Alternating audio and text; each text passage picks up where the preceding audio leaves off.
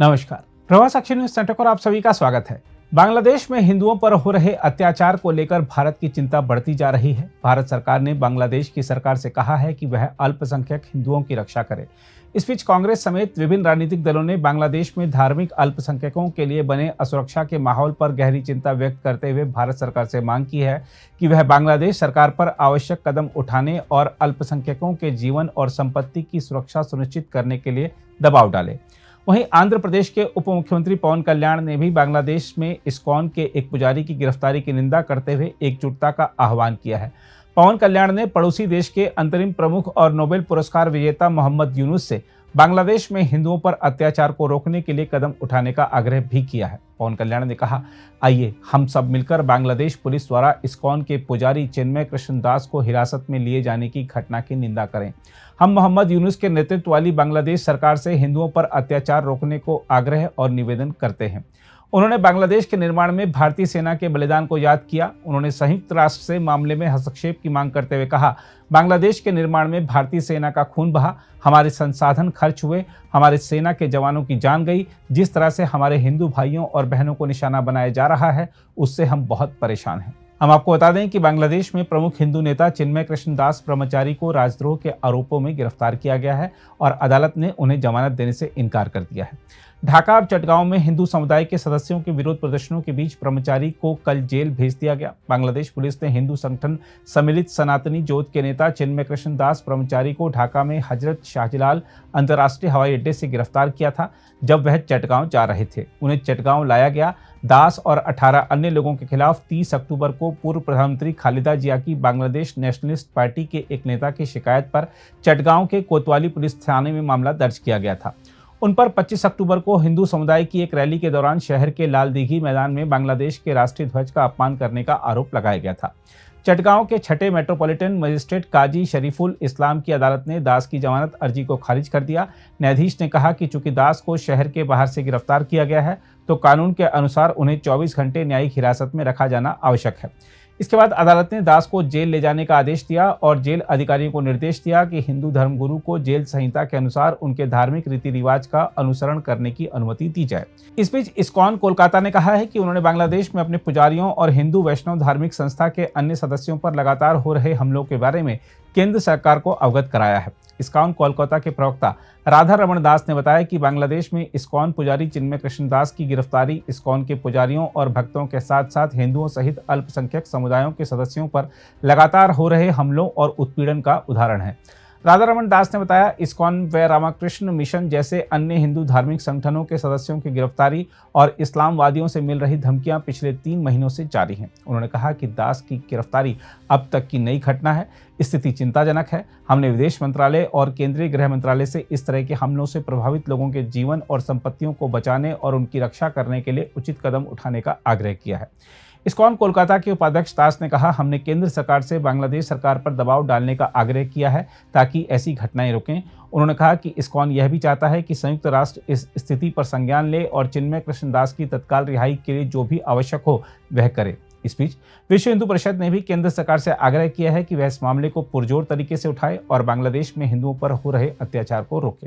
देखिए, नफरत कौन कर रहा है, राजनीति कौन कर रहा है और रिलीजन के नाम पर, मजहब के नाम पर जो कट्टरवाद और आतंकवाद कौन फैला रहा है, ये दुनिया को पता है। किसी और को कहने की आवश्यकता नहीं है।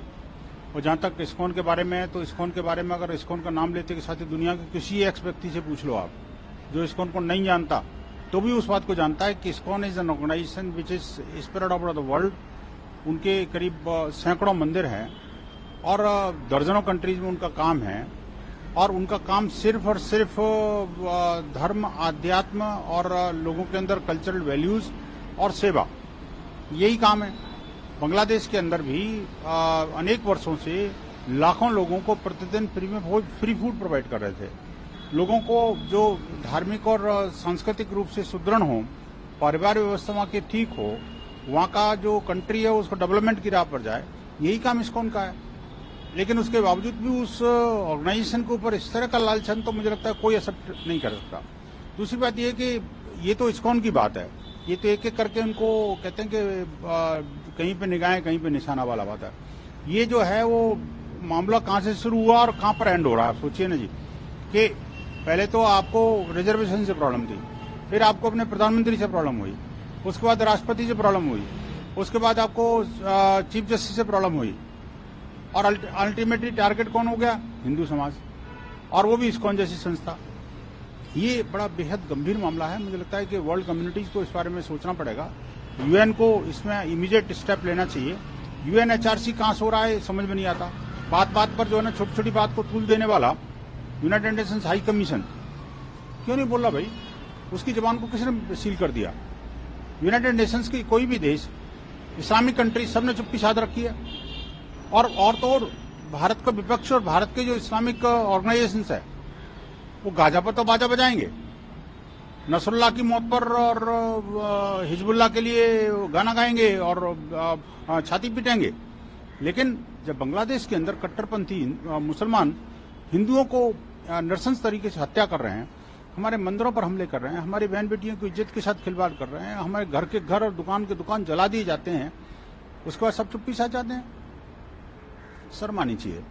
ऐसी सारी कम्युनिटीज को या तो अपना जो ह्यूमन राइट वाला आडंबर और जो खोखलापन है उसके बाहर बाज आना चाहिए, और अन्यथा तो अपनी ट्रू सेंस में जो ह्यूमैनिटी है, जहां पर वो बांग्लादेश के अंदर पूरी तरह से खात्मे की तरफ है। आज बांग्लादेश जो है वो इस्लामिक कट्टरपंथ की उस राह पर है कि वो जो जिहादियों की जन्नत बन गया है, और उस पर जो है वो सारी वर्ल्ड कम्युनिटी शांत है। ऐसे कैसे काम चलेगा भाई? क्या ये उस बात की अपेक्षा कर रहे हैं कि हिंदू समाज भी यहाँ पर कोई प्रत्युत्तर दे या कोई खड़ा हो? नहीं चाहते हम। हमसे मत अपेक्षा करिए, हम उस सेक्ट के लोग नहीं हैं। लेकिन हम फिर भी प्रार्थना करेंगे कि भी कम से कम समय रहते जाग जाएं। और देखिए, ये बांग्लादेश कोई बाहर वाला देश तो है नहीं। ये कभी मेरी अखंड भारत माँ का हिस्सा था, जहां पर के हर कोने में माँ दुर्गा के गीत गाए जाते थे और माँ दुर्गा के पूजा के पांडल लगाए जाते थे। आज धर्मांतरण की आग में धकेलने के बाद में और जिस तरह से जिहादी कट्टरपंथ की राह पर ये बांग्लादेश चल पड़ा है, वहां माता काली माँ के जयकारे की तो बात छोड़ दीजिए, वहां पर माता की मूर्तियां, उनके पांडल जलाए जाते हैं, उनको भक्तों की नृशंस हत्या की जाती है। ये अब कुछ बहुत ज्यादा हो गया वहां की। अब एक और बात भी है, मजे की बात है कि वहां पर जो है ना, जो कट्टरपंथी तो कट्टरपंथी काम कर ही रहे हैं, लेकिन साथ ही साथ वो कट्टरपंथियों का एक इकोसिस्टम वहां के लोकल एडमिनिस्ट्रेशन और सरकार के अंदर भी लगता है जैसे उसका कब्जा हो गया हो। आज बांग्लादेश धीरे धीरे करके अफगानिस्तान की राह पर चल पड़ा है। अफगानिस्तान जिस तरह से जो मजहबी कट्टरपंथ की जो एक पराकाष्ठा पर चला गया था, और आज भी वहां पर जो है ना महिलाओं को अधिकार नहीं है, बच्चों को अधिकार नहीं है, और पीड़ित को कोई अधिकार नहीं है, और माइनॉरिटी को कोई अधिकार नहीं है। On the same lines the Bangladesh is also going ahead. तो ये ठीक नहीं है। वर्ल्ड के जितने भी मानवाधिकारवादी संगठन हैं, जितने भी ह्यूमैनिटी में विश्वास करने वाले लोग हैं, और जितने भी जो है वो जो राइट्स की बात करते हैं, उनको समझना पड़ेगा कि ऐसी लोकतंत्र की और मानवता की हत्या होते हुए वो कब तक मूक दर्शक बन के देखते रहेंगे।